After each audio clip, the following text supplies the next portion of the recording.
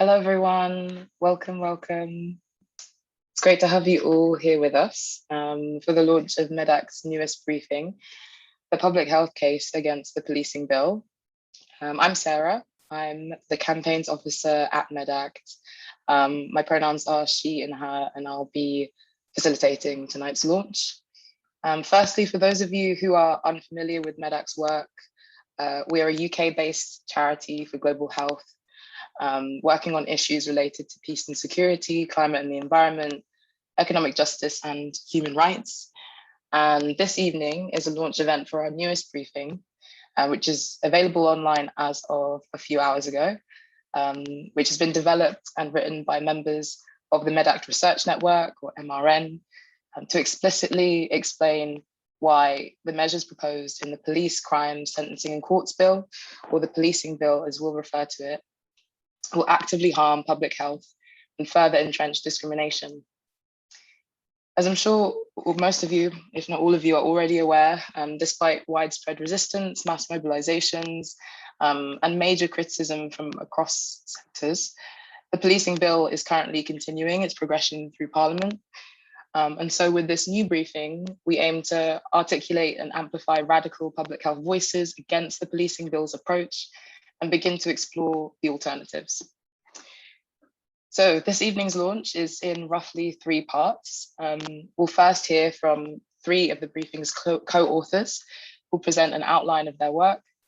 We'll then hear from each of our 4 brilliant guest speakers, Kavian, Kelsey Lola Olufemi, Chelsea McDonough, and Kelsey Mohammed, who will all share a 10-minute response to the briefing. And finally, we'll open up to Q&A discussion for the last half hour of the event. So please do think through questions that come up as all of our speakers are presenting. And yeah, we'll delve into a really great discussion, hopefully. Finally, before we begin, I'll just speed through a few bits of housekeeping. So first of all, feel free to either have your camera on or off, but please stay muted throughout the event if you can. This event is being recorded and will be available to watch back on our YouTube channel. So staying on mute will help us keep the audio as pristine as possible. If you have a question for our speakers, like I said before, please do send them to our host, TJ, who is, I think you can find them in the chat and just privately message tech TJ. TJ's fielding all of the questions for our Q&A portion, and so please send them their way.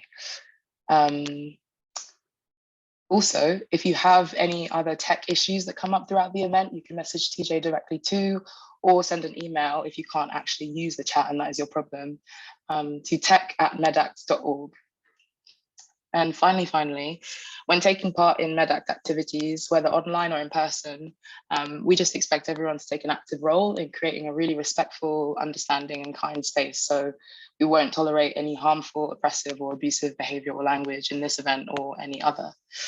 If you're tweeting about tonight's event, please use #KillTheBill, where all of the kind of like mobilization around the policing bill can be found. And also tag us if you can too. We're just @Medact on Twitter. Perfect, so that's everything. Without further ado, I'll go into the introduction of our 3 incredible co-authors who are representing the members of the Medact Research Network who have put together this briefing and written it. So we have Dr. Menza Blel, who is an academic, writer and community organizer. We've got Rebecca Chun-Judge, who is a member of the MRN, a coordinating member of Medact's Race and Health Justice Group as well. And she's a junior doctor with clinical and research experience focused on the health of people experiencing homelessness and imprisonment. And finally, we have Jordan Wondrak Zaidi as well. Jordan is a medical anthropology PhD candidate studying how Islamophobia affects health for Muslims in the UK. And in addition to the research network, she's a part of Medact's securitization of health group and has participated in the alternative trainings on prevent in healthcare, which Medact coordinate as well. So I'll hand over to all of those speakers, and then we will delve into the reflections from our 4 guest speakers following that.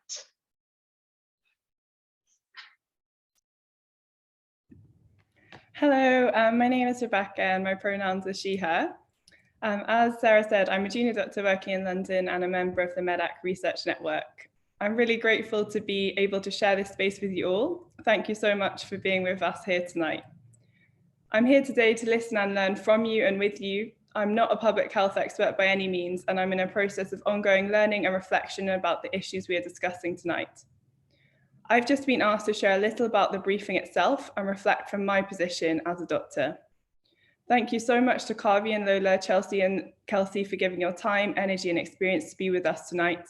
And on behalf of the whole team, I also want to give a massive shout out to Hill, who led this work so brilliantly, Sarah, Rosie and the whole Medact team who made this briefing and launch possible, not to mention the Race and Health Collective, especially Abby and Sarah, for their formative work and guidance.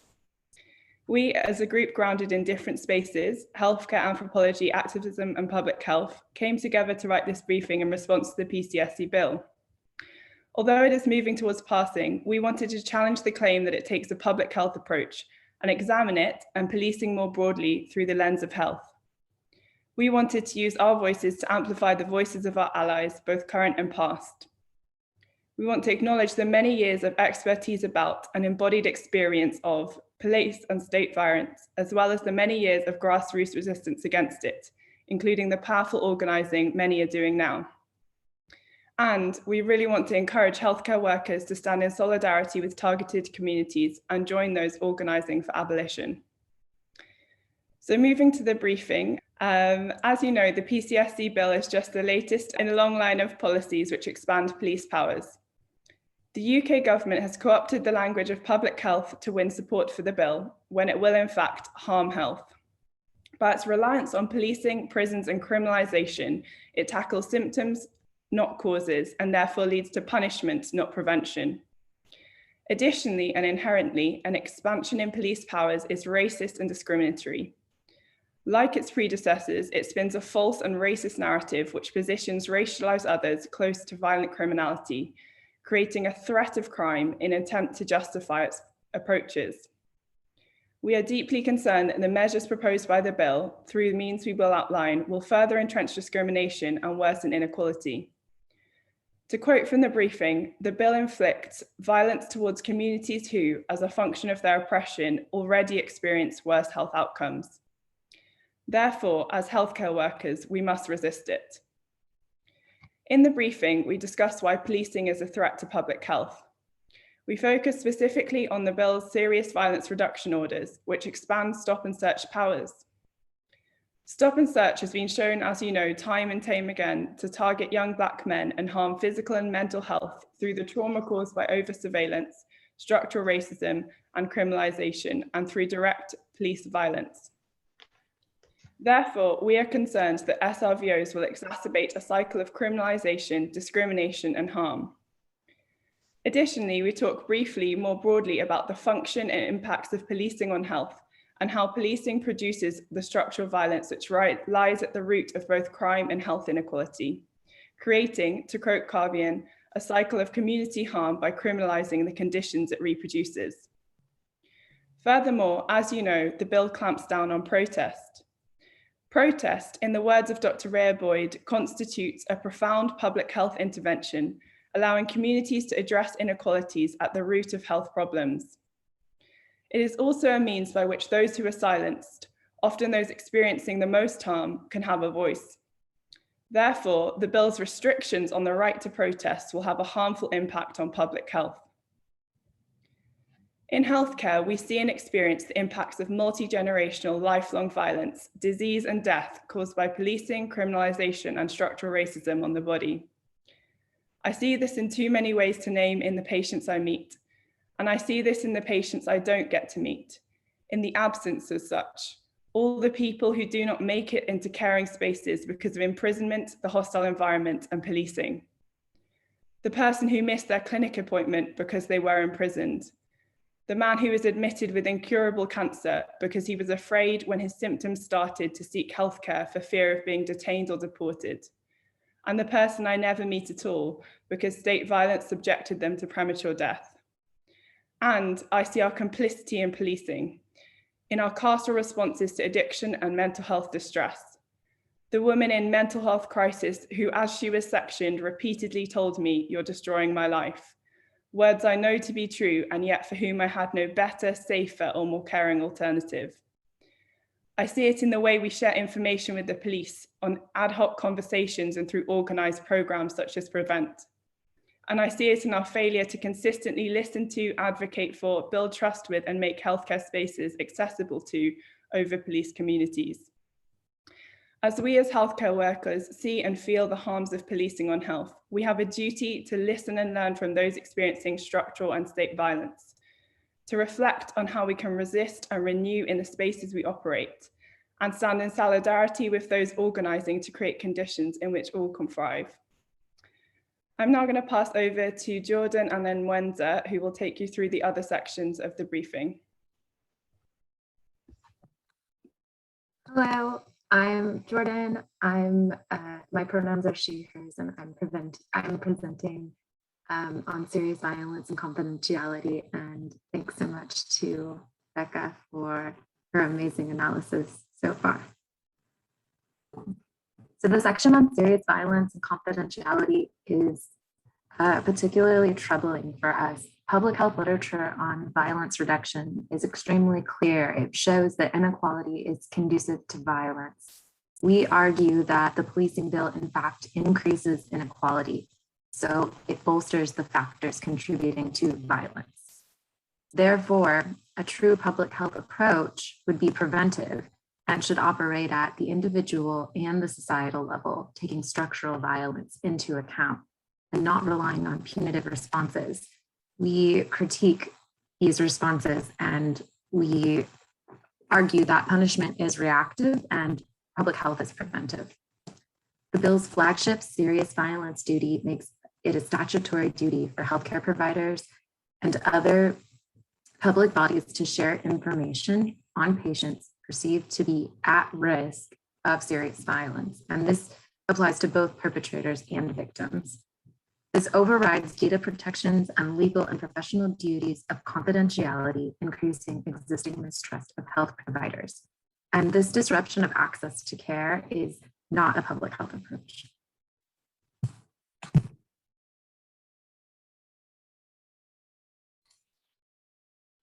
Hi, I'm Mwenza. My pronouns are she and her. I'm going to talk a little bit about the sentencing in prisons part. In summary, the UK already imprisons large numbers of people for increasingly long periods of time. We have the highest imprisonment rate in Western Europe, and for 20 years, we've been increasing the lengths of custodial sentences. And this bill aims to make that record even worse.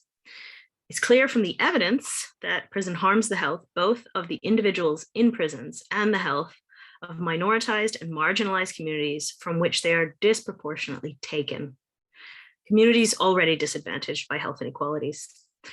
Prisoners, for example, have a 50% higher mortality rate than those not incarcerated. And specifically, it's very clear that prison affects mental health in devastating ways. Self-harm and suicide rates have been increasing in UK prisons to alarming levels. Given all this, we simply ask, how can sending more people to spend longer periods of time in prison be considered a benefit to public health? Next slide, please. Speaking of marginalized groups, the bill directly threatens the safety of Gypsy, Roma, and Traveller groups. Of course, it's not one group of people, but these groups tend to share experiences of oppression, experiences that are inextricable from health inequalities, and experiences with which this bill would further entrench. There's a long history of pervasive racism towards and persecution of Gypsy, Roma, and Traveller communities in the UK and in Europe more broadly. Local authorities in the UK have for many years failed to provide sufficient space on which Gypsy, Roma, and Traveller groups can legally live. And this bill takes that discrimination further by criminalizing nomadic lifestyles. It effectively empowers police to make people homeless as well. Making Gypsy, Roma, and Traveller people face increased housing insecurity and criminalization of their very lives will compound socioeconomic marginalization that in itself is a threat to health, as well as increasing institutional mistrust, which is a major barrier to healthcare access within minoritized communities and the Gypsy, Roma, and Traveller communities specifically. Thanks.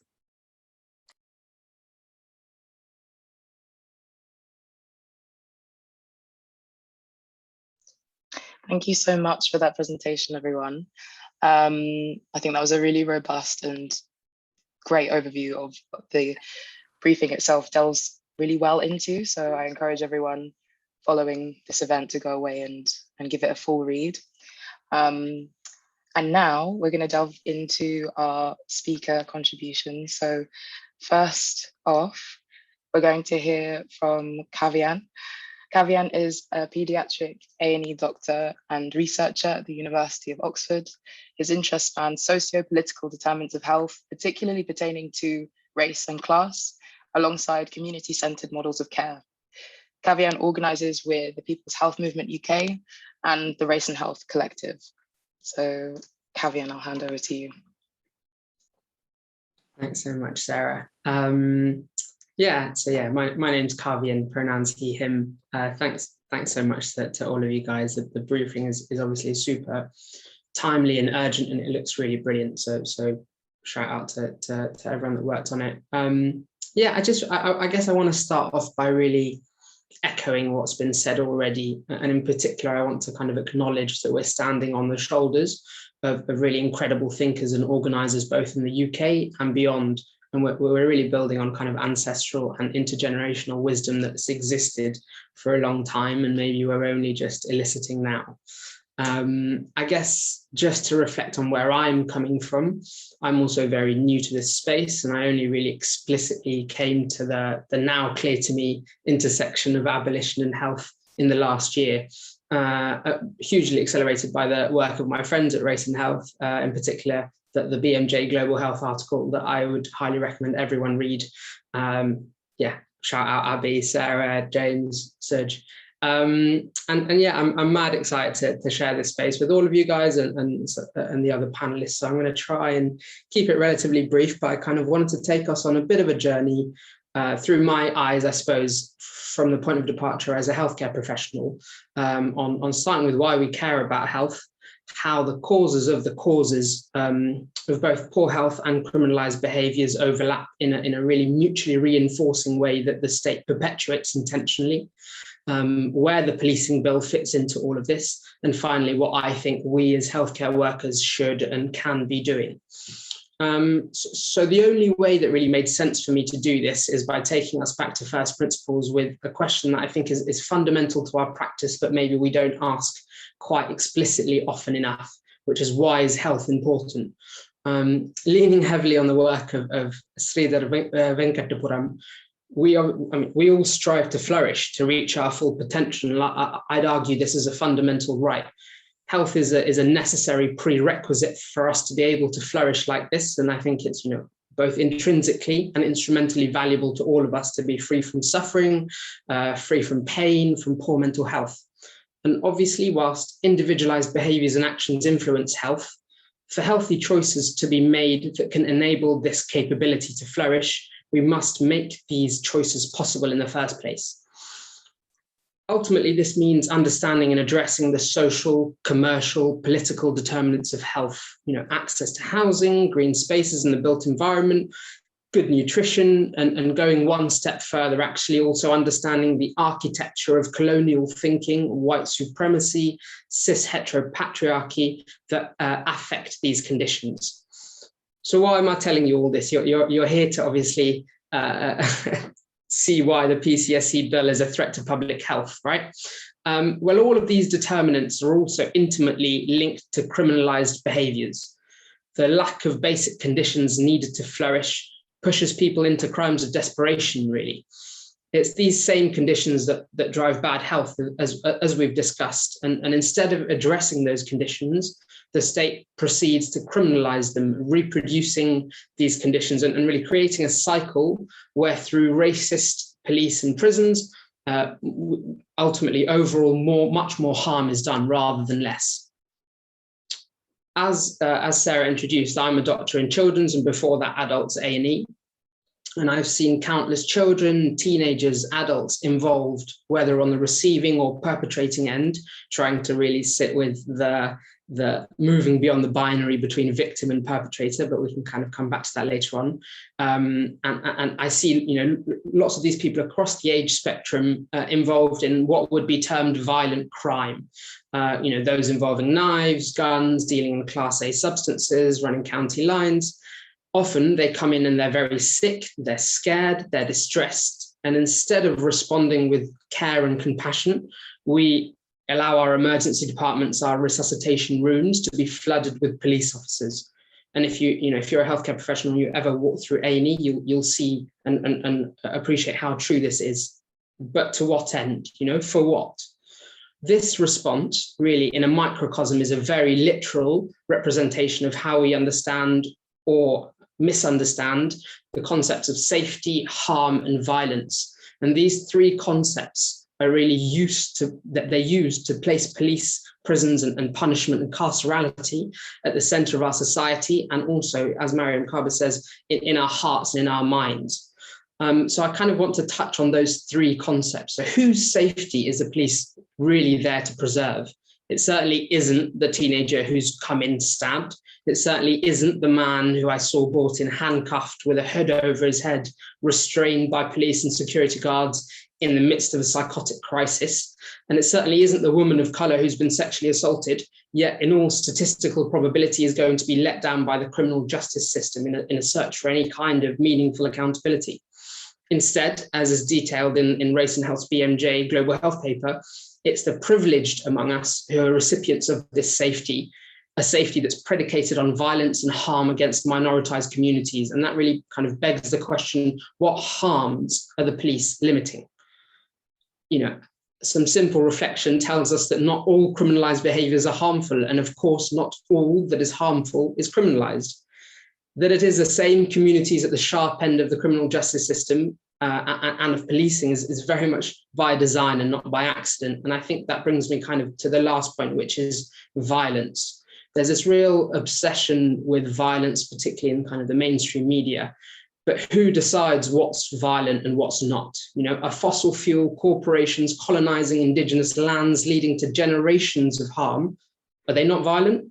Is a state sanctioning flights full of deported, vulnerable people seeking international protection? Is that not a violent act?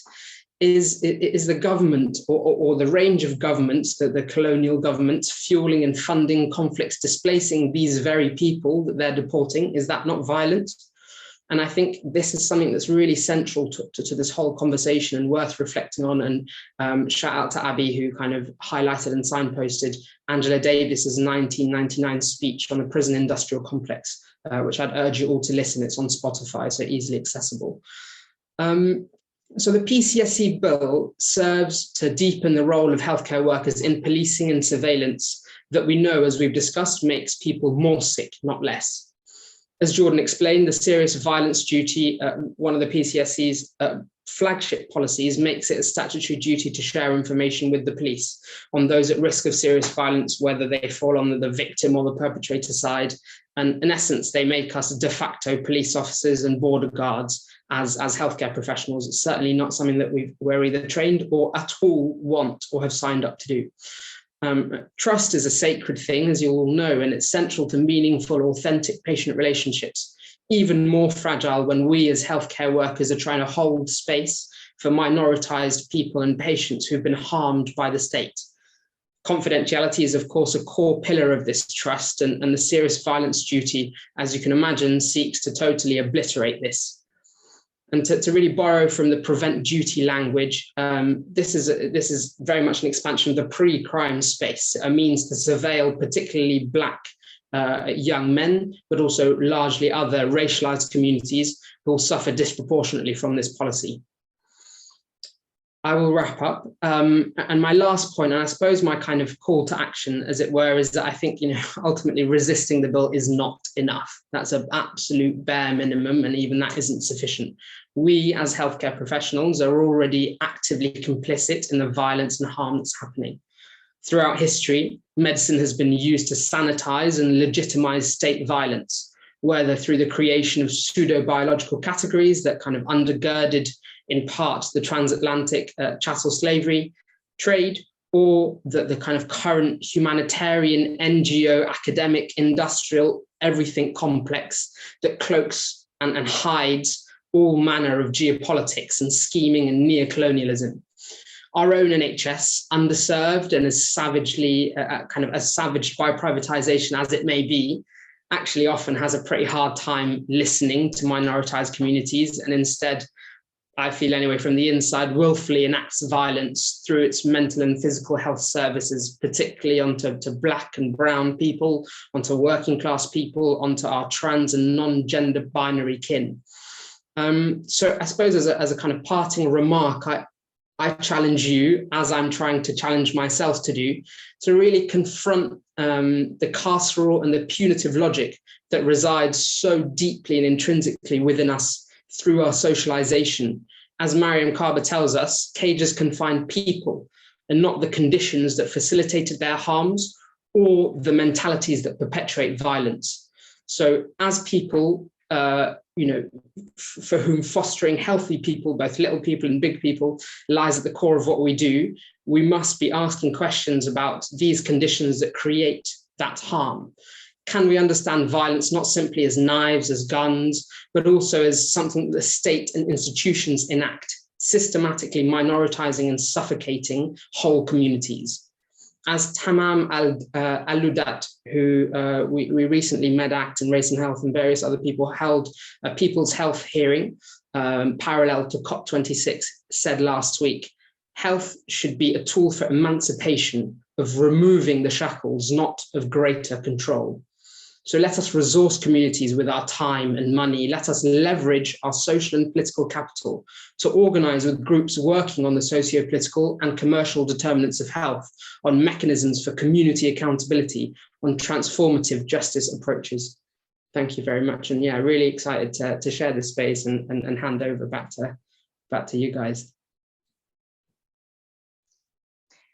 Thank you so much, Kavian. That was brilliant. And I really appreciate you calling attention to the long lineage of thinkers and writers and organizers who have preceded this work and made it possible, and also positioning healthcare workers as agents and reminding us of what power we have to resist the constrictions of our understandings of safety, like you say, or violence or harm, and what we can define them to be and how we can then move to redress them and enable them in terms of safety.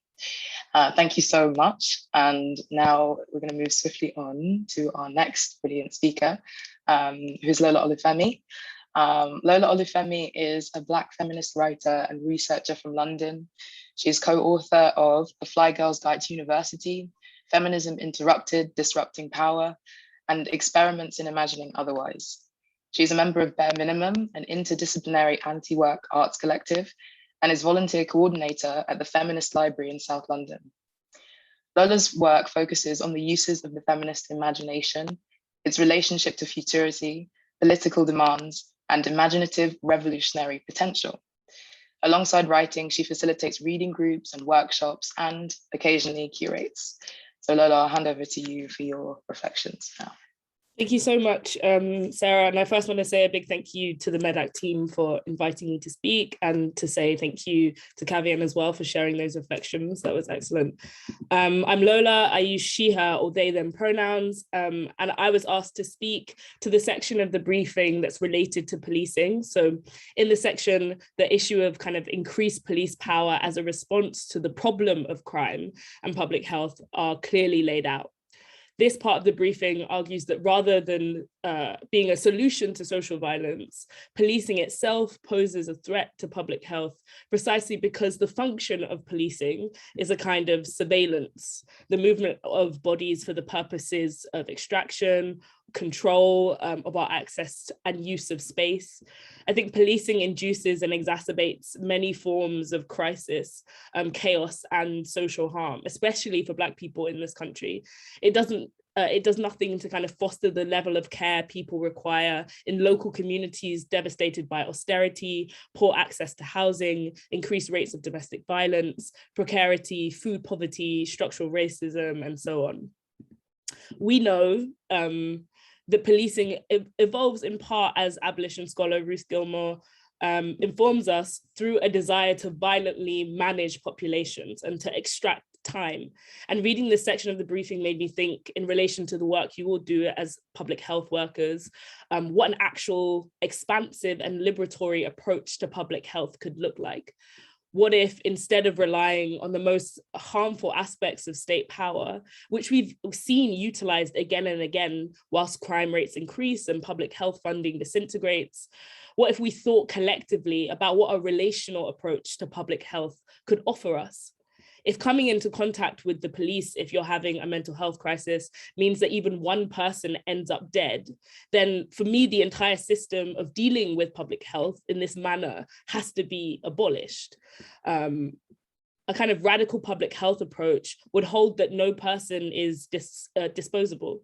The function of policing in prisons is to make us believe that no other alternative is possible or actionable. And I think that's a kind of ideological sleight of hand. I think it constrains our imaginative potential. But public health, I think, is fertile ground for rethinking how we could live by refusing to concede to the idea that police violence is inevitable, or that it will be solved by getting rid of a few bad apples. It's not naive, I think, to try and enact a different approach. I think it means a recognition that our current public health approach, and the one that is being encouraged by this bill, is one that murders people. And I don't think we're asking kind of utopic questions right now. We're asking necessary ones, precisely because nothing has changed in regards to the dire state of public health, and increased police power will not shift that landscape either. So it makes sense and is incumbent on us to begin to ask a different set of questions. Well, this relational approach, I think, would first require us to abandon the myth that policing in prisons do anything to improve public health, which we've heard over and over again. We know that many of the people who die in police custody also suffer from mental health problems. A relational approach would ask us to turn our attention to the social conditions that create and exacerbate all forms of health crisis. If you're a person who lives in cold, damp, overcrowded, precarious housing that's growing mold that the council is ignoring, it follows then that you're more likely to get sick. You're more likely maybe to suffer from depression, to develop complications related to your breathing. If you're a child with asthma who lives in one of the most polluted cities in the world, your health outcomes are obviously limited. If you're a person whose mental health crisis or level of pain is dismissed by health workers, or you are immediately sectioned, which is another form of violence, with no regard for your own agency, then you're not receiving the level of care that is necessary to keep you alive, or to allow you to flourish, or to make life worth living. A relational approach, I think, would also ask that public health workers, instead of relying on the police and prisons as a kind of infrastructure, think about the ways they might begin to approach public health as a multi-pronged issue, so that public health approaches begin long before somebody enters a hospital or a GP surgery. That means, how can public health workers act in service of community modes of care? How can they resist the stipulations of the prevent duty? What skills can they offer to localize networks? What free advice can they give to people? How can they help to alleviate the social conditions that cause illness? Inside the hospital, how can they make sure people are able to advocate for themselves? How do they begin to take pain seriously? Obviously, what's being kind of put forward here is a long-term vision. And often when we talk about abolitionist approaches, it can often feel like it requires an approach that feels in many ways too small to deal with the scale of the issue at hand. But I think the work of radical public health workers is being bolstered by organizers on the ground making demands to state power about the end of this bill, and other informal routes and practices that people utilize in their communities in order to keep themselves safe without relying on the police. That is to say, abandoning policing as a mode of public health also requires us to understand the violence embedded in our current system, and more importantly, to understand how the language of public health concerns are mobilized by the state in order to justify increased police power. For example, when we think of gendered violence, we don't think of how police and border guards use strip searches and stop and search as a means of bodily violation and degradation. That's a public health issue. We don't think about how prisons themselves are spaces rife with sexual violence and instances of suicide, both public health issues. An abolitionist public health approach would ask us to conceive of responses to harm that are able to account for all of us and that won't put some of us in danger through the displacement of social care onto the police and prison so that others can maintain an illusion of protection. It pulls back, I think, the mask of the carceral state, revealing how it abandons people on a mass scale and outsources their care to non-governmental organizations and charities, whilst public health funding is consistently cut, and whilst resources that would enable people to live expansive and joyful lives are withheld. Abolitionist approaches to public health ask us to recognize that the problems we seek to address require the total destruction of interlocking systems of power that make us vulnerable to harm, not a recapitulation to the most violent arms of the state that claim to protect us. To adopt this approach as a public health worker is to take seriously the idea that, one, the world could be organized in a different way, a way that prioritizes relation and love, and that makes use of the world's resources to enrich us all. Take, for example, a group of feminists who secure housing and crowdfund for a woman in the midst of a mental health crisis who is experiencing domestic violence, so she is able to leave with her children instead of calling the police, or a feminist direct action group fighting to turn an empty prison into social housing. Abolitionist approaches are not merely, I think, an antidote or a solution. Rather, they emerge through an amalgamation of capacious responses to violence, radical political histories and genealogies, a desire for more than the limits of carcerality and the carceral state will allow.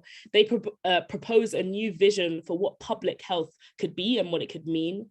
Most importantly, they ask us to refuse the lies that the state tells about itself and its intentions, that it has our best interests at heart, that it maintains order, that increased police power has any positive correlation with public health or with safety.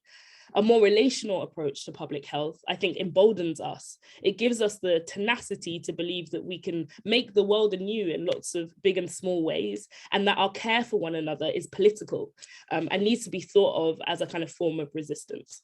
Thank you all so much for listening. Thank you, Lola. That was such a rich reflection. And I know that I'm really glad that this is being recorded because I will be going back to listen. But I really particularly responded to you mentioning that public health as fertile ground and also as a site, a kind of multi-pronged issue, right? Like something that is not singular in the ways that maybe we've thought of public health to be before, not contained to the site of the hospital, not something where, you know, we have one role and we do it in the same way that the police have one role and they do it. But in actuality, we need to be more relational in our approaches to public health. I really took to that. So thank you so much. And yeah, we'll move on to our next speaker now, who is Kelsey McDonough. Kelsey is a researcher, Irish traveller activist and writer. She speaks on a wide range of issues affecting Gypsy and Traveller people, including education, health, policy and politics. And Kelsey is one of the co-founders of the Rom Belong programme, a KCL widening participation programme for Gypsy, Roma and Traveller pupils, and is passionate about improving opportunities for young people. So yes, without further ado, Kelsey. Thank you, Sarah, and thank you to the rest of the Medact team. I'm going to speak primarily to the impact this bill is going to have on Gypsy, Roma, Traveller people, but I'm going to build on some of the things that were said by Kavian and Lola, because I think a really important point to kind of come back to is that you cannot legislate your way out of problems caused by legislation. We're in this position because of that. And, you know, travellers are already over police. Something I've seen this week, something that's knocked me for 6 and I'm tired by, I've had this conversation so many times. The healthcare system as it is doesn't serve Gypsy, Roma and Traveller people. We died 10 years younger than the general population. My grandmother, one died at 67 and the other had a stroke at 60. And that was 10 years ago and she's never walked or talked. Ever since, we're already experiencing these issues. The number of people killing themselves, and I use the term killing themselves rather than suicide because, again, that's rooted in the carceral system, is 6 to 7 times the general population. 11% of people die. And that's normal. I grew up with 2 uncles that killed themselves. Every week, every month, you hear a couple of other people happening. And when we're asking for policy interventions, they tell us they don't have time for that. The NHS doesn't collect data, so we don't know the scale of the issue. We know from conversations we're having that women are more likely to miscarry. You have high rates of child infant mortality, all of these issues. And if you're incarcerated already in higher levels, you're not going to seek support because anybody that has experienced issues around mental health knows that the big fear is they're going to lock you up. If you're already experiencing incarceration as a whole, why are you going to access a system that is carceral in its nature, in its delivery? And I honestly cannot stress how tired we are. That I'm having these conversations. I know so many people are, and nothing has changed. You know, even when there are conversations, we're seeing this a lot at the moment in relation to the environment. There's much more conversations around the impact that's having on health. Gypsies and Travellers are missing from those conversations. Sites primarily are positioned next to railways, dumps, or under the motorway. There's one in West London, right under the Westway. There's no conversations about the impact that that's having on people's lungs and people's health. It's not happening. I honestly fear it never will. The issues we have, often what comes up in the media is issues around encampments, often termed illegal. They're not that yet. This bill means that it doesn't. I'm going to build on something I think it was Lola mentioned around, or Kavian, I can't remember, someone mentioned around pre-crime, I think it was Kavian. You don't need to have committed a crime. So with the legislation they're putting forward, you only have to have the intent to reside. You don't actually have to have resided anywhere. Just the intent is enough to ban you from an area for 12 months. You risk up to 6 months imprisonment, I think it's £2,500 fine. And the seizure, the seizing of your car and your trailer, which is essentially your home. If you're on the road, it's because you don't have a home already. There are not many sites that are in the public ownership. Those that are already overcrowded. You have 4 generations living in one plot because there's nowhere else for people to go. The government have changed the planning definition. So someone like myself who's lived on the site my whole life, I don't count as a traveller under the government planning definition because I haven't moved. But if I move, I can't be on the council waiting list. And evidently, if I move anywhere right now, with this bill, you're going to be criminalised. You're in a catch-22 and the policy isn't working. And this is intentional. No one can tell me they don't know this. It's intentional. Everything they're doing is intentional. This is not the state acting by accident, but it's the state doing what it was designed to do.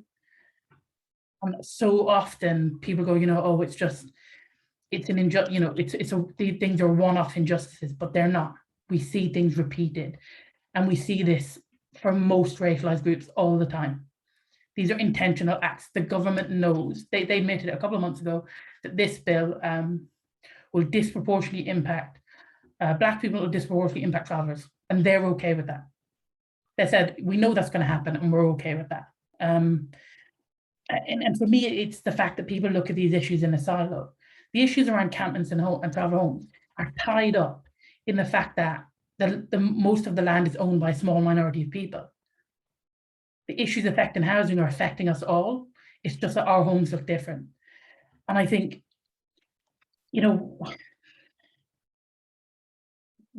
the health, the people who work in health are already acting as a frontline. It's already happening. If you look at the Mental Health Act, if you look at all of this other legislation, it's already happening. And this is just another kind of nailing the coffin. And, I know hospitals. Someone rang me a few months ago because a hospital north of England, when they had a traveller patient admitted, called in external security because traveller family members were there and they didn't want them in the hospital. Getting that, for us, those rituals are really important. That yes, people come in mass numbers because that person's life is very important. The first instinct of those doctors was to call in external security, to pay for external security, so that people were not able to support their family. This is what we're seeing already. And I fear actually what happens. We know that lower levels of education means that people are more susceptible to vaccine misinformation. We know this stuff, but nothing's changing. And for me, I come back to, honestly, none of this is an accident. We're in this position because of policy. And often people say to me, oh, but we should introduce this, kind of go back to the Caravan Sites Act. No, that caused a problem in the beginning because it meant local authorities had to provide pitches for 15 people and had greater powers to remove everybody else. All of this stuff is already happening and it's just a cycle. And most Gypsies and Travellers aren't informed. People don't know about this bill, and the ones it's going to affect are those who are already disproportionately affected. And my fear is then, with the pressure then that's placed, particularly on young men, that those rates of people taking their own lives is going to increase because of the pressures, the risks around incarceration. Most people, when you hear someone's gone to prison, your first fear is that, has that person got the head for it? Will they come home? And that's before you look at some of the other health inequalities, in terms of access to healthcare in prison, that mean you're already less likely to come home if something happens. So yeah, just thank you. And I hope that's been helpful. Thank you so much, Chelsea. That was incredibly helpful. I think the point that you're making around the kind of fundamental purpose of these kinds of legislations and the purpose of these roles and the design of these kinds of bills and policies to continue to make Gypsy, Roma and Traveller life untenable fundamentally is something that we need to address, and not necessarily, treat it like, oh, a singular issue, but something that needs to be uprooted and really examined. So thank you so much. Yeah, there's so much to reflect on, and I hope we have time in the discussion to build on much of what you said.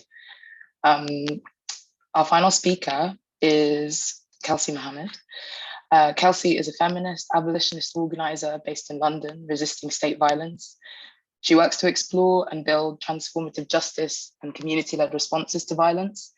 And as a facilitator with grassroots collectives, she delivers workshops exploring community accountability, bystander intervention, power, and tools for campaigning and movement building.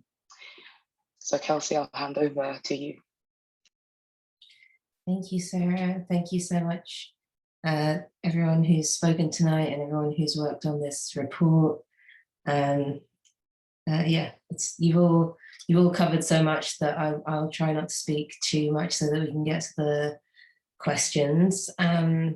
Especially because I'm someone who I've only got really, what I'll share with you is only a sliver of kind of what I only have this tiny bit of understanding of what our friends inside prisons are actually going through, because I haven't had that experience of incarceration myself. But I think yeah, I'm here as an organizer and an abolitionist and someone who's just really dedicated to transformative justice anywhere that I can bring those ideas to. And I think it's really important for us all to make connections between ourselves and the prison industrial complex and the ways that it impacts all of our lives and the ways that that violence ripples through our communities, especially if you're part of any kind of marginalized community. And so, yeah, like I said, it's really important for us to fight for abolition kind of wherever we are, and taking a public health approach that encompasses an abolitionist approach to policing in prisons is just it really is that liberatory approach because of who is actually impacted by the prison system. And I guess I want to speak a little bit about that, because I think in the UK we don't necessarily speak specifically about kind of the conditions of what's going on inside, and really how bad it is. Like in the UK, we imprison the most people proportionately of all of Western Europe, of all of basically Europe except for Russia.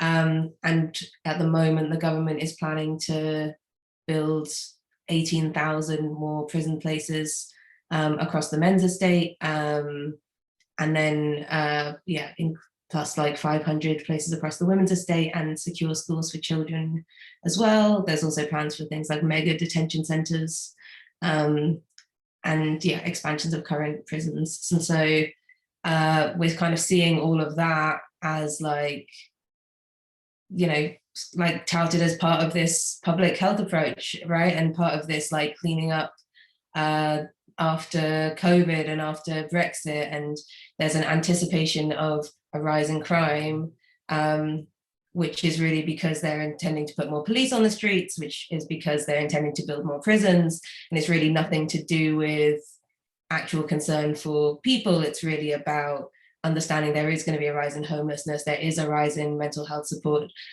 needs, there is a rise in domestic violence that's happened over the pandemic. There's all of these things that they're not going to like tackle through supporting our well-being. They're really trying to sweep everybody up into these new prisons. And so it's really important to look at this policing bill as one of the key mechanisms they're going to use to fill these new prisons. I think one of the things that we hear a lot on a public health approach to prisons is about overcrowding, right? And so it's easy to think maybe that, okay, well, if all our prisons are overcrowded, maybe what we need is more prisons, right? But actually, there is nothing that really is saying that anyone who's currently in these old horrible prisons, that they are going to be moved into these new prisons, or there's going to be any kind of change in that overcrowding. It's actually just that they're putting whole new people in prison, right? So they're just increasing the prison population itself. They're not spreading people out over those new prisons. And what we know a lot of the time when they create new facilities or when they make these kinds of reforms, those can be used as another way of punishing people. So once you're in prison, then the idea of being put in one of these newer, nicer prisons can be kind of used as a way to further coerce you, right? If you behave badly, then you'll have to stay in this horrible prison. If you're good, then you get to go into one of these nice prisons. It becomes like this other level of punishment kind of within that system. And what we're seeing through this policing bill is further power to parole boards and further power to what they're calling, I think, responsible officers, which is just kind of another type of probation, really. And gives more, these officers more power to decide to recall people back to prison, to extend curfews and further restrictions once someone is outside of prison. And what we worry about as well is the way that that can further bring in people who work in charities, people who work in different kinds of healthcare, other kind of support services. They get dragged into having to behave as cops, right? They have to then also be part of, okay, someone, in order to, maybe they've been released from prison, or maybe they've been criminalized, and in order, they've been given a deal that means that instead of going to prison, they have to access these certain services, but that's through this coercive mechanism that means that if they don't do it, they don't go to the appointments, they don't do these kinds of things, they're in the wrong place at the wrong time, then they are put in prison, right? So it's just used as this further coercion. And then people who work in those charities, people who work in those sectors, they have to report if someone hasn't come to those appointments, right? They end up acting in that policing capacity, similarly to how Prevent and these other kinds of mechanisms work. So it's important to kind of look at the stretch that these kinds of bills have in terms of that wider impact of how it pulls more people into that prison industrial complex. I think, another sort of, or just like further elements of this is that we know that the people who are impacted by prison, it's not just people who are literally in prison who are impacted, it's people's children, it's their families, it's their communities also impacted. If you have a loss of income because one of your family members is being incarcerated, that will also have an impact on your access to health, right? So it's the ways that these things like ripple out, and there's no further way that we saw this than in the COVID-19 pandemic, where this idea of people in prison being out of sight, out of mind, obviously doesn't work, because the virus, if we let that, like, as we have done, continue to run rampant around a prison, it doesn't just stay within the prison. That is increasing the amount that the virus is in the local community around those prisons as well, because it's people coming in and out who are working in those prisons who are bringing the virus in and bringing the virus out as well. And what we know that, like, I guess there's just been a lot of lessons in terms of the impact on people in prison, and those like kind of public health lessons, which is, or just like our society's like stance on prisons, right? So because every sort of, so Public Health England and even the prison governors at the beginning of the pandemic, like recommended that 4,000, at least 4,000 people be released back into the community out of our prison system in order to ease the spread of the virus inside.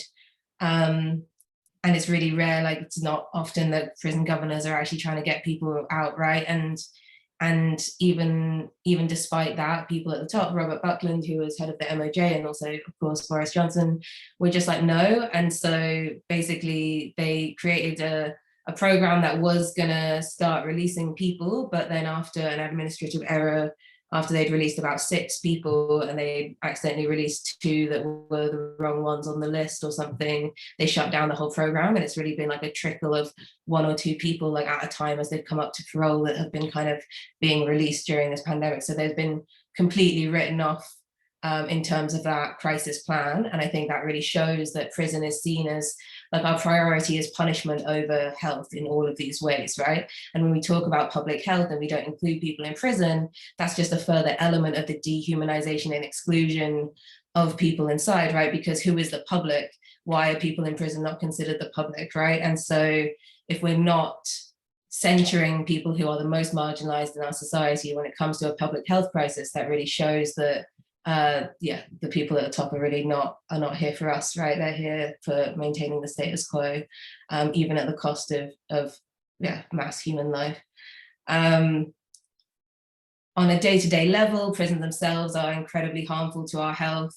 Like I said, both inside and outside, but particularly for our friends inside, obviously, like for anyone, like the NHS, I think they had these campaigns maybe before COVID as well, but you know, they were having these campaigns about loneliness and isolation and how badly that impacts your health and the general population, and imagining what that like huge impact is if you're literally kept in a cage, if you're denied showering, if you're denied good food, and like exercise. You know, during the pandemic, people have been kept in their cells for about 23.5 hours a day, making the choice in that half an hour whether to shower or get to see some sunlight. That obviously has a huge impact on your health. We know lots of people who have experienced chronic illnesses as a result of incarceration and continue to have to experience those health impacts long after they are released. And yeah, as someone has already mentioned, obviously like the mental health impacts on people incarcerated are huge. We know that someone dies in prison every 4 days in the UK. And that on top of that, we have people, most of the, or like a huge proportion of the people who are incarcerated in women's prisons are either pregnant or have young children themselves. And so obviously the healthcare that they are provided is lacking, but healthcare basically in prisons is basically non-existent. It is something that has to get really, really bad before you will be treated, and then your care is totally unconsensual, right? So they will do extreme things in order to just sort something out quickly by whatever their priorities are, rather than giving you full consent over your care. We know people who are taken to hospital for surgeries when they're not even told what the surgery is for in advance. These kinds of things that are really out of our horror movies, right? This idea of having that little agency over your body and your care, when, like, you know, even by the government's rules, like you're supposed to receive equivalent care within prison. That is absolutely not part of your punishment, right? So you don't even have to be an abolitionist to have a problem with that. And yet prisons themselves are just not set up to ever provide the same care, the same provisions that you would have if you were living your free life, right? And so, yeah, this is not about looking for reforms of that system and better healthcare within, but really looking at how we take a proactive approach to healthcare that means that people don't end up in prison in the first place. And that when we, really think about the ways that healthcare, our approach to healthcare kind of mimics the criminal justice system in that way of waiting for people to get sick, right? Waiting for things to get bad so that people then go seek help. We wait for harm to happen and then we try to punish someone in the criminal justice system. And really an abolitionist approach is holistic, and it is about looking to create safety and create well-being and all of these things in a proactive way. So of course that is looking at working less hours, that is looking at how we decrease stress in our lives, that is looking at having secure housing, that is looking at accessibility in all of these different ways. And in the immediate term, in terms of what we're doing to do this is about decarceration. As I said, the government was really not about to let 4,000 people out. And if they were, it's all going to be under the guise of like, thank you, Kavian, for drawing attention to the idea of violent versus non-violent. Like, plenty of people who are in prison for supposedly violent offences are in there for things like, well, either defending themselves against someone who was violent towards them, or also things like, like assaulting a police officer, which is often what happens when someone fights back because they're being arrested, because they don't understand why they're being arrested, because they are being assaulted by a police officer first, all of these things, they're being unjustly searched, all of that. But a violent offense can be all of these kinds of things that really are skewing our understanding of what violence is in the first place within an incredibly violent system. And so when we look at decarceration, we're looking at just trying to build as much of a case as possible at the moment for people who are coming up to parole. We try to build that through like a health perspective as well, in terms of like supporting people to have things like housing lined up, things like addiction support lined up, access to services, all of these kinds of things, trying to increase their chance of being able to get out, and for there to be sort of like mutual aid networks to support them. And just trying to take that proactive approach to enable us to not have to deal with prisons in the first place is kind of the main things at the moment. I'm going to stop there. Thank you. Thank you so much, Kelsey. That was brilliant. And I think we don't talk nearly enough about how people in prison are kind of discarded entirely when we talk about access to healthcare and access to services, even if we do talk about vulnerable populations and marginalized people. And I think, you're drawing attention to what a preventative approach can actually like show us is possible for thinking through healthcare as well. Like, not just necessarily, okay, we're going to prevent people getting into prison, but we're going to prevent them from getting into the conditions people have mentioned before, under which they become sick and under which we, relegate them to a kind of space where they don't seem deserving, quote unquote, of care. That's fantastic. Thank you so much, everyone, for all of your contributions. I think that really just brought out all of the fantastic points that are made in the report itself, but also, gave us lots to explore in the discussion, which we're now moving on to. So a few of you have sent in questions. A couple of them I think I can answer quite quickly before we open up to the whole group of speakers. One question posed by Richard around what we can do to put things right. I think in terms of consuming a lot of the information that has been shared today, I recognize and I empathize that it is quite difficult to process immediately, but that's the purpose of the report. I do recommend everyone go away and give it a read. Take your time with it, discuss it with people around you in your workplace, in your communities, and also this will be up online as well. So as a resource for us to continue thinking through a lot of the hard and long-term questions that are being posed today, but that we can answer together. And then another question posed was around the bill itself. So does the bill also require other professionals to collaborate with the police where serious violence is an issue, e.g. lawyers, banks and schools? From my understanding, the bill itself proposes that the serious violence duty will be something that not only healthcare professionals are required to share information with the police or work more collaboratively with the police, this will stretch across public services. So people working in local authorities have raised their voices about in opposition to the bill because of this. People working in a range of public services and social workers as well. So it does affect a broad range of workers, not just healthcare workers. And yeah, that is important to bear in mind. I think our resistance, although it should be targeted to public health and thinking through a public health approach to redressing a lot of the harms that the bill proposes and that beyond the bill exist in society, I think it does also show how there are connections to be made across sectors, across fields, across roles in public life, which the police and the bill intend to kind of co-opt and use as different landscapes to continue doing its work. Okay, and now we have a few questions. We have about 4 questions that have been posed. And please, if you do have any more, we've opened up the chat, as TJ has just said. So please feel free to pop them in there. But for our speakers, I'll start off with the very first question we had from Mashal, who said, what lessons, if any, have we learned from the Mental Health Act and its bringing together of police and healthcare that we can apply to the police bill, and how do we oppose it? So I think that was an important one for the healthcare professionals among us to potentially think through and offer a response to, if anyone wants to chime in.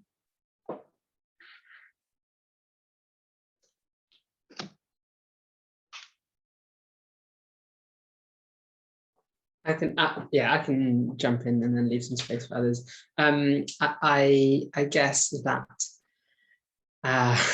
I guess I'm going to leave space for others who might be closer to organising on the ground, who might know about where pockets of resistance are to this with regards to kind of alternative spaces and circles to explore racialized mental health that doesn't involve kind of carcerality, the police, the Mental Health Act, but in direct response to the question, I don't think that the lesson we've learned is that that police are incredibly violent and harmful in stepping into the mental health space, and that there's a mutually reinforcing relationship between the way that mental health is conceptualized and mental health care is delivered, and the role of the police within it. I think there's a statistic I read, something like 40% of Black people come to, there's a significant proportion of kind of racialized and Black people who come to mental health services through carceral routes, so like via the prison or via police for criminalized behaviors, who are then like, oh, actually they enter the kind of the mental health system, which I think is like absolutely horrific and highlights how we understand, mental health of racialized communities, particularly the Black community. And I think that, there is a complete misunderstanding. There are huge numbers of kind of deaths in custody and deaths through use of, I guess, like disproportionate levels of restraint against people, particularly from the Black community, and I don't know. I think that it speaks for itself in terms of the fact that that's totally, it's not fit for purpose at all for the police to be involved in any way, and if anything, it's just total fuel and proof that it doesn't make any sense for the police to have any role in mental health care or healthcare at all.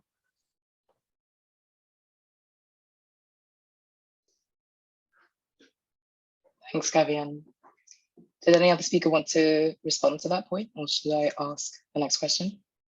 Oh, Wenza, go for it. It's just a really small thing, but what it made me think about is about the sort of possibility of parallel systems, and this is not just, it made me think about the Samaritans versus NHS care. And not saying that the Samaritans is the kind of answer to everything, but they're able to operate in, under a really different model that is not, to my knowledge, all of my kind of engagement with them, they've they don't engage in a kind of carceral way. They don't attempt to kind of use the Mental Health Act. They engage with people in a really different way. And somehow that they're kind of able to do that.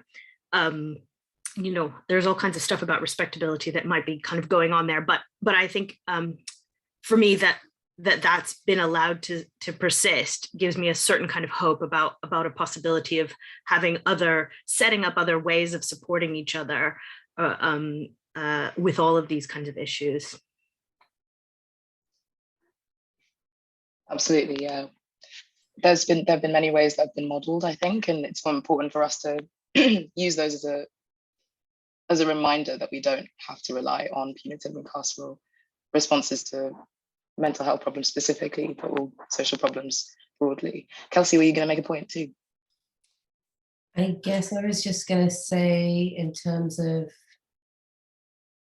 the policing bill, that in the same way that, yeah, it's a similar thing in terms of bringing these different kind of sectors together and bringing those elements of policing like into these other systems of care. And so there is like a lot to learn in terms of like seeing that legacy, because that is something that has happened a lot, particularly when it comes to criminalized women. I know there was points in the States where they have tried to like just replace women's prisons with women's mental health hospitals and things like that. And so similarly with the policing bill and the different kinds of expansions that we're seeing, where we're seeing things come under like different kinds of names, it's like a lesson in like how we be vigilant and how we need to like build solidarity across these things, and how it really doesn't serve us to create those divisions of like there's vulnerable people and there's criminals, because that label of criminal will move to always sit on those marginalized people regardless of what their actions actually are, right? Because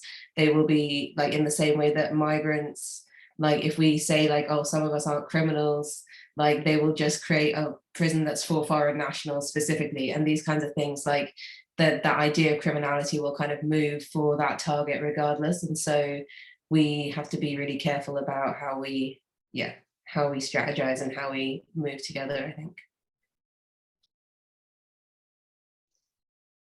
Absolutely. Yeah, the idea that criminality is a construction, and so like can be expanded and changed and moved depending on the intention of whoever wields that word, that concept.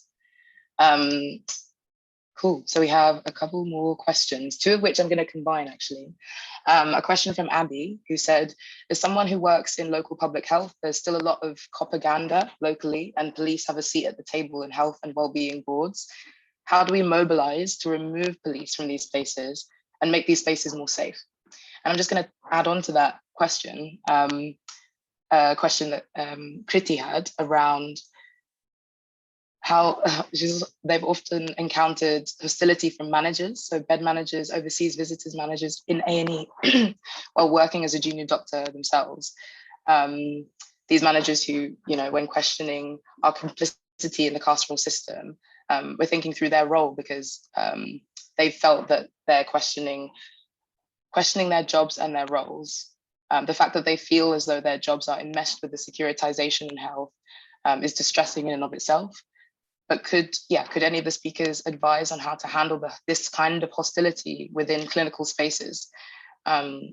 Maybe from managers, people in roles who maybe align themselves more and are more complicit in carceral systems. So question on propaganda and question on people in healthcare settings who align themselves with carceral systems.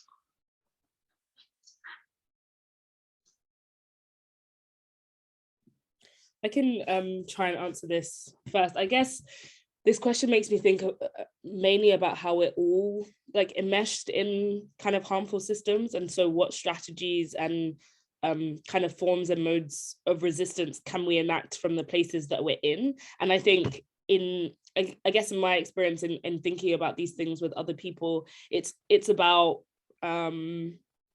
this question of allegiance, whether you understand and see yourself as having an allegiance to the institution that you're working in, or whether you understand that you are, enmeshed in this very violent system, and your job at every kind of point is to use every kind of method and power at your disposal to help people, whether that's like even something as small as pointing out propaganda and being like, isn't it really strange that this is our response to public health? Or, within reason, doing things that your bosses don't want you to do, right? It's about what level of disobedience are you ready to like take on in terms of, because I think that's one of the main ways that you bring and embed kind of resistance into a space. I think people think about resistance as like big major events. And I don't necessarily think that that's true, especially when you're being introduced to something as big as abolitionist approaches to public health. That's not, you're committing yourself to a lifelong struggle, right? And it's going to take a lot out of you. So I guess my advice is like, think strategically about where you can make critical interventions and how you might be able to mobilize the other people that you work with to kind of undo, as has been said before, the distinction between, criminal, non-criminal, or to really question the ways that the government encourages us to think about people who are going through a mental health crisis as unmoored from their social conditions. There are lots of ways that you can intervene. And I think that often these questions come from from a place of despair, really, when you're presented with the scale of the problem, but understand that this is being collectively worked on from lots of different angles. And so strategy is important, and you don't need to have reams and reams of experience to begin to strategize, right? Like that's an important thing.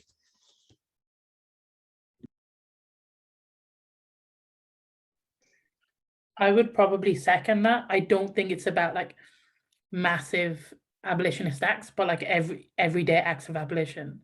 So the really small things we're thinking about, like Lola said, even just the small things. Who are you calling in that first instance? What tones you're taking? Are you having those ad hoc conversations with the police when they come in? Are you saying, no, actually, that's not a conversation I should be having with you? It doesn't have to be really big things, but I think it's starting with some of the basics and then moving up, because those around you will then hopefully follow suit if enough of a precedent is set.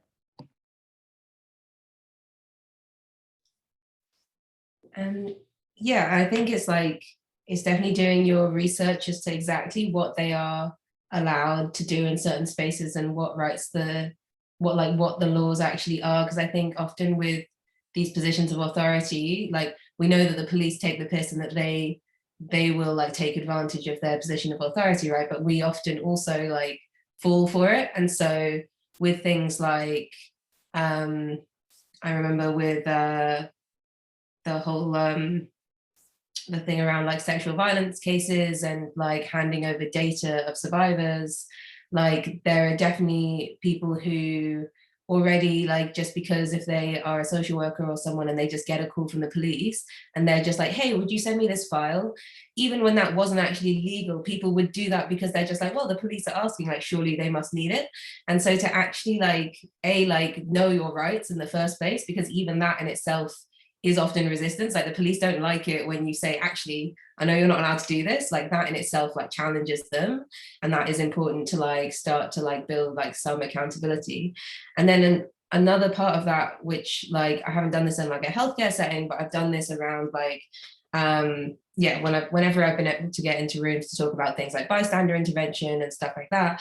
And if they do invite, like, if you can't get the police out of the room for the meeting, then what you can try to do is drown them out, right? And so to do your best to have lots of other options ready and just like be presenting those alternatives as best that you can, so that there is no space for the police, like the increased policing, right? And so often I've been known to just be like, because the police will come in and their first thing will be like, okay, we'll bring more officers, we will, bring more police presence. That's always their response, right? Like higher amounts of policing, and just being like, well, that sounds like a lot more work for you. the things that we have come up with are these kinds of things. You don't even have to worry about it then. And just bringing up, like, talking to everybody else in the room about all these other things that you can do is like, because that's what abolition is, right? It's about like abundance, and it's about us having options and being creative.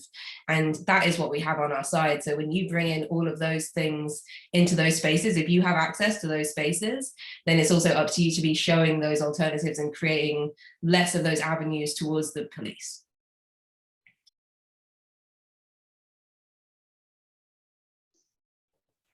Amazing. Cav, did you want to? Super briefly. I guess just on the second point, the second question, just because it was quite specific about A&E. I guess one is like to hold that it's really difficult, and I really resonate with, I can't remember who said it so beautifully, but they're like, it's about small acts of like everyday resistance, right? But to kind of build the broader abolitionist movement. I think it's like knowing your allies within the space that you're working. Knowing in the past I've like stalled discharging a patient until shift change to like try and get someone else on. It's a bit of a roll of the dice because they could be worse, but that's been helpful in the past. And also really resonate with what Kelsey said around like knowing, you know, like, you know, you can beat them at their own game to some extent, because the police do take the piss, and actually you can, you know, as healthcare professionals, it's your space, right? They're entering your being, like, as healthcare professionals plus patients, collective space. It's not the police's space. And so saying, actually, do step out, I want to have a confidential consultation with my patient, right? It's a doctor-patient or healthcare professional-patient relationship. There's nothing to do with the police. In that context, you have no forensic role at all to play as a doctor. And if anything, like, you have more of a role as a patient advocate rather than like anything else. So I think reflecting on those things is really important, but also it's, you know, and I guess like not as a kind of cop out, but to start a conversation, like a real and radical conversation within your department around like, what is the role of the police in delivering healthcare and in health? They are doing more harm than good. And the very last thing, sorry, that I wanted to quickly pick up on is Chelsea mentioned like the calling in security a lot. And I guess I really, that's something I wanted to mention earlier, but I really want to reflect on that as a way of understanding how much carceral logic lives in healthcare professionals' hearts and minds, that like the default response is to call security who play the same punitive and carceral role as police officers do. It's like relatively semantic. It doesn't really matter who it is. And I think really challenging that and their role, and also like they are often minoritized people who are like on horrible crap contracts and like totally like might not be unionized and outsourced and all this crap, and they're just being used as pawns of this to enact state violence. Actually, there's like good allyship to be built with them as well, because they're often legends. And actually you can kind of have a discourse with them, I think. So those are the things that leapt to mind just as practical steps.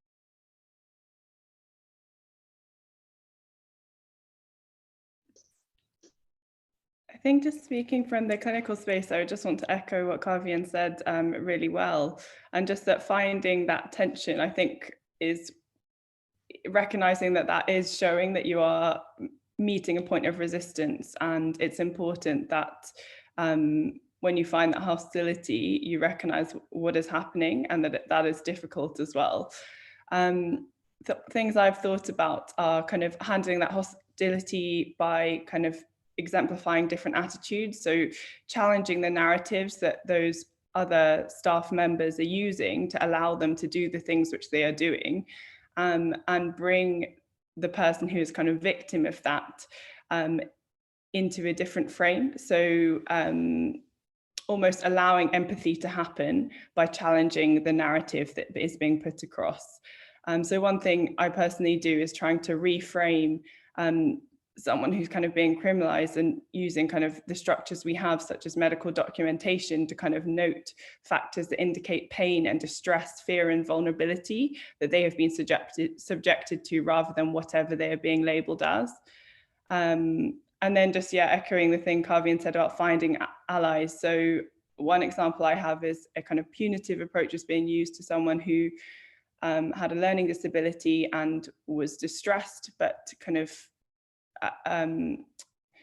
exhibiting some kind of what my colleagues would call difficult behaviour. And so I found the nurse who had kind of personal experience of family members with a learning disability, and she stood with me on that and kind of resisted what was happening with me. And that situation turned from one where the person was being physically restrained to her kind of showing real care and engaging with that person in a completely different way. And then the last thing I'll say is just, I think as already been said, that tension, that hostility, I think is a symptom of the issues we've been talking about tonight, and that we are both complicit, but also our hands are tied. And that's the very reason we want to engage in this conversation about abolition. Thank you so much, Becca and Cav, and everyone for your contributions so far.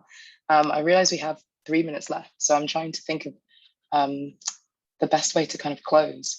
We've had a couple of questions around maybe potentially what the role of the healthcare worker could be in collaboration with, or like trying to work against the legal system. So one person posed a question specifically to you, Chelsea, and said, Chelsea pointed out that you cannot legislate your way out of problems caused by legislation. You can't litigate your way out of it either. But do the experts with medical expertise in particular see their voices being used in legal negotiations with authorities to echo what they've said today about carcerality harming health? Because for all the rightfully expressed fear of these authoritarian proposals, there is existing legislation like the CARE Act that purports to holistically address need. So I guess it's around, and it comes back to maybe what you said already around it being a multi-pronged approach, like big and small actions, thinking about what is most strategic. Not to answer the question myself, but if anyone had any reflections to say in terms of that question of what the healthcare worker, I guess, can do in response to, and in immediate, I guess, response to the urgent kind of situations that may need a legal voice, or a voice in a legal space, or that kind of engagement, and how to engage in those spaces too.